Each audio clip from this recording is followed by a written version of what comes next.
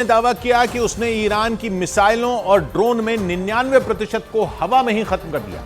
Iran ने 2 दिन पहले रात में इजराइल पर 300 से ज्यादा मिसाइलों और ड्रोन से हमला किया था। और इजराइल की सेना ने यह वीडियो जारी करते हुए दावा किया कि उसने इन मिसाइलों और ड्रोन में 99% को इजराइल पहुंचने ही नहीं दिया। इस वीडियो को देखकर लगा कि आसमान में आतिशबाजी हो रही है, लेकिन यह आतिशबाजी नहीं बल्कि 2 मिसाइलों की टक्कर है। इजराइल ने दावा किया कि उसने ईरान की ओर से दागी जा रही मिसाइलों को हवा में ही मार गिराया, क्योंकि उसकी मिसाइलें हवा में ही उनसे टकरा गईं और ईरान की मिसाइलें नीचे गिरने से पहले ही खत्म हो गई। इजराइल ने दावा किया कि उसके एयर डिफेंस सिस्टम का इंटरसेप्शन रेट 99% रहा। इसका मतलब यह हुआ कि जैसे ही ईरान ने बैलिस्टिक मिसाइलों और आत्मघाती ड्रोन से हमला किया, इजराइल के एयर डिफेंस सिस्टम ने उनमें 99% को आसमान में ही बर्बाद कर दिया। मतलब इजराइल की सीमा में घुसने ही नहीं दिया। और इसमें इजराइल के आयरन डोम, एरो 3 और सी डोम जैसे एयर डिफेंस सिस्टम ने बड़ी भूमिका निभाई। इजराइल की ओर से जानकारी दी गई कि ईरान ने जो मिसाइलें दागी उनमें कई मिसाइलें ऐसी थीं जिनकी रेंज 1700 किलोमीटर थी। और इन मिसाइलों में कई को इजराइल के एरो 3 एयर डिफेंस सिस्टम ने हवा में ही ध्वस्त कर दिया। ये वो एयर डिफेंस सिस्टम है जिसे इजराइल हूथी विद्रोहियों के खिलाफ इस्तेमाल करता है और लंबी दूरी की मिसाइलों से होने वाले हमले रोकता है। इजराइल ने दावा किया कि ईरान की 100 से ज्यादा बैलिस्टिक मिसाइलों को एरो 3 ने ही मार गिराया। यही नहीं, खबर है कि एरो 3 एयर डिफेंस सिस्टम ने कुछ मिसाइलों को तो पृथ्वी के वायुमंडल के बाहर ही खत्म कर दिया, क्योंकि इस एरो 3 की मिसाइलों में एक्सो एटमॉस्फेरिक इंटरसेप्टर तकनीक का इस्तेमाल होता है और ये तकनीक बैलिस्टिक मिसाइलों को पृथ्वी के वायुमंडल के बाहर ही ट्रैक कर सकती है। और इसी तकनीक ने ईरान की कई मिसाइलों को हवा में उड़ा दिया। इसके अलावा आयरन डोम और सी डोम ने भी ईरान की कई मिसाइलें और ड्रोन तबाह किए। इजराइल ने अपना मजबूत एयर डिफेंस सिस्टम अमेरिका और ब्रिटेन जैसे देशों की मदद से बनाया है और आयरन डोम, सी डोम और एरो 3 जैसे एयर डिफेंस सिस्टम इजराइल की हवाई सीमाओं को ऐसी सुरक्षा देते हैं जिसे भेद पाना मुश्किल है। क्योंकि इजराइल का एयर डिफेंस सिस्टम करीब 2400 किलोमीटर दूर से ही खतरे को पहचान लेता है। एरो 3 पृथ्वी के वायुमंडल के बाहर तक मार करने की क्षमता रखता है, तो आयरन डोम कम दूरी के रॉकेटों को मार गिराने में माहिर है और इसकी सफलता की दर 90% मानी जाती है। इसके अलावा सी डोम एयर डिफेंस सिस्टम भी इसी से मिलता जुलता है।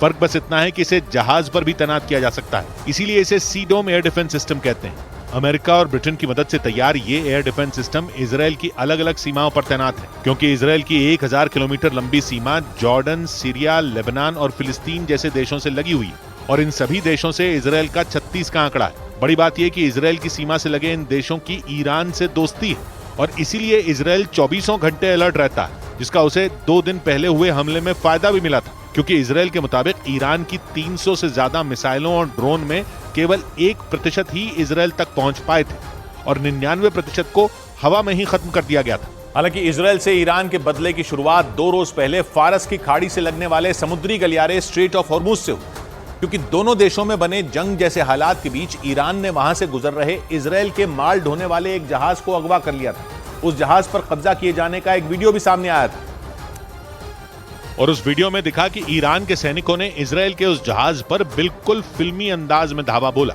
वो एक हेलीकॉप्टर की मदद से समंदर में मौजूद उस जहाज पर उतर गए और उसे अगवा कर अपने साथ ले गए थे। न्यूज एजेंसी रॉयटर्स के मुताबिक उस जहाज पर मौजूद चालक दल के 25 सदस्यों में 17 भारतीय शामिल हैं, जिन्हें छुड़ाने के लिए भारत के विदेश मंत्रालय ने ईरान पर दबाव बनाना शुरू कर दिया।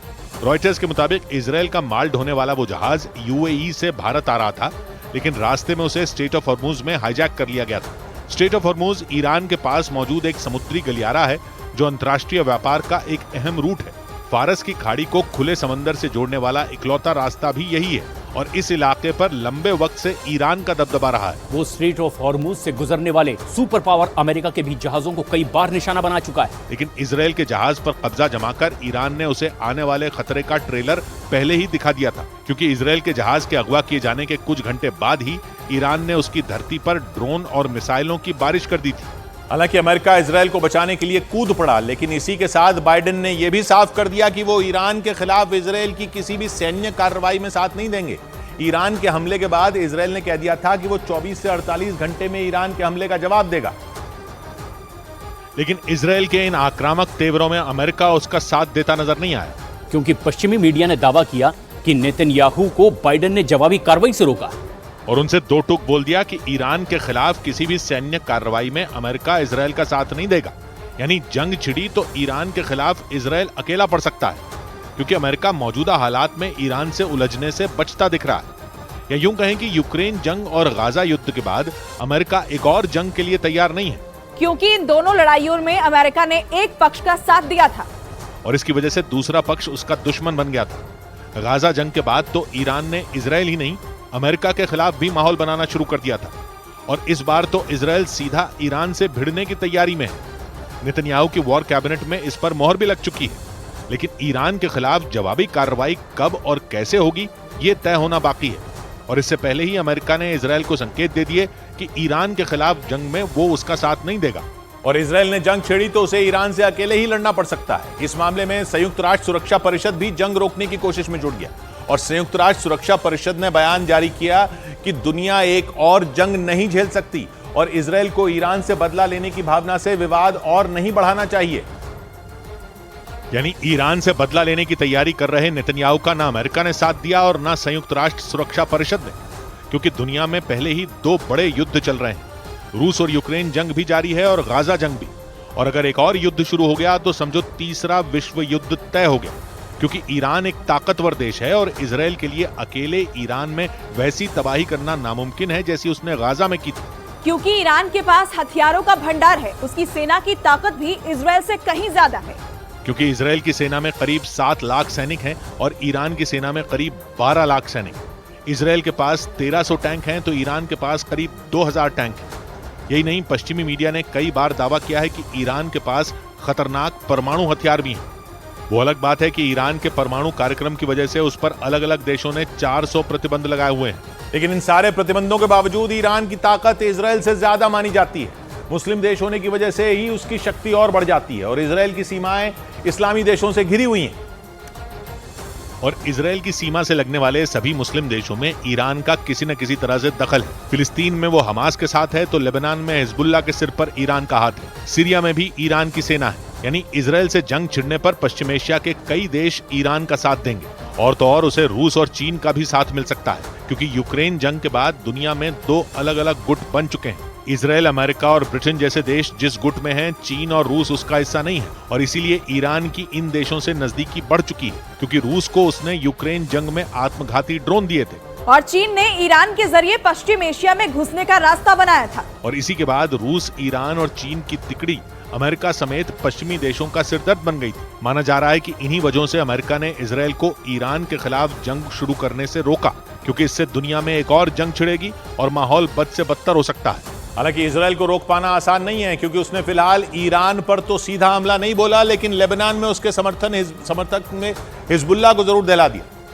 नेतन्याहू ने हिजबुल्लाह की हथियारों की एक फैक्ट्री उड़ाकर बदले की शुरुआत कर दी, क्योंकि ईरान हथियारों से लेकर ट्रेनिंग देने तक हिजबुल्लाह के लड़ाकों का साथ देता आया। इसलिए इजराइल की सेना ने उसके समर्थन वाले चरमपंथी पर धावा बोलकर एक तरह से जंग का ऐलान कर दिया, और हिजबुल्लाह की हथियारों की फैक्ट्री पर बड़ी एयर स्ट्राइक कर बदले की कार्रवाई कर दी। इजराइल की फौज ने आसमान से रॉकेट दागे और पूरी फैक्ट्री को एक झटके में मिट्टी में मिला दिया। और ऐसा करके इजराइल की सेना ने ईरान के खिलाफ चाल चल दी, क्योंकि हिजबुल्लाह और ईरान दोनों ही इजराइल के कट्टर दुश्मन हैं। ईरान के समर्थन पर ही लेबनान के चरमपंथी संगठन हिजबुल्लाह का गठन किया गया था, और ईरान के इशारों पर ही हिजबुल्लाह हमास से छिड़ी जंग में इजराइल के खिलाफ मोर्चे पर उतर आया था। यानी इजराइल ने बदला लेने के लिए ईरान पर हमले किए तो हिजबुल्लाह ढाल बनकर खड़ा हो जाएगा। और ये माना जा रहा है कि नेतन्याहू की सेना सबसे पहले ईरान के मददगारों को ही तबाह कर देना चाहती है। इसलिए इजराइल की फौज ने लेबनान के बाल्बेक शहर में ताबड़तोड़ हमले किए और हिजबुल्लाह की हथियारों की फैक्ट्री को नेस्तनाबूद कर दिया, और यह हमला ईरान के खिलाफ इजराइल के बदले की शुरुआत बताया गया।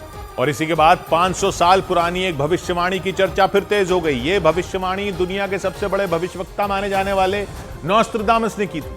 उनकी इस भविष्यवाणी में इस बात की तरफ इशारा किया गया था कि 500 साल बाद एक बहुत बड़ी जंग होगी, और ये जंग किसी विश्व युद्ध से कम नहीं होगी। नोस्ट्राडामस की इस भविष्यवाणी में जो कुछ भी लिखा गया उसे ईरान और इजराइल के बीच जारी तनाव से भी जोड़कर देखा जाने लगा, क्योंकि 16वीं शताब्दी में फ्रांस के रहने वाले भविष्यवक्ता नोस्ट्राडामस ने अपनी किताब में इस बात का दावा किया था कि 500 साल बाद दुनिया 2 खेमों में बढ़ जाएगी। उनकी भविष्यवाणी में इस बात का जिक्र था कि इस जंग की शुरुआत समंदर के रास्ते होगी, और समंदर में 2 देशों की नौसेनाओं के बीच हुआ टकराव ही विश्व युद्ध को न्योता देगा। और माना यह जा रहा है कि ईरान और इजराइल के बीच भी जंग की शुरुआत समंदर के रास्ते ही हुई है, क्योंकि दोनों के बीच तलवारें खिंचने की बड़ी वजह लाल सागर में हूथी लड़ाकों के हमलों को माना गया। ऐसा अंदेशा जताया गया कि हूथी लड़ाकों के किए हमलों ने ही इजराइल और ईरान के बीच चिंगारी को भड़काया, क्योंकि ईरान ने खुल्लम खुल्ला हूथी लड़ाकों के समर्थन में खड़े होने का ऐलान कर दिया था और उसी के बाद से हूथी लड़ाकों के इजराइल पर हमले तेज हो गए थे। इस बीच दिल्ली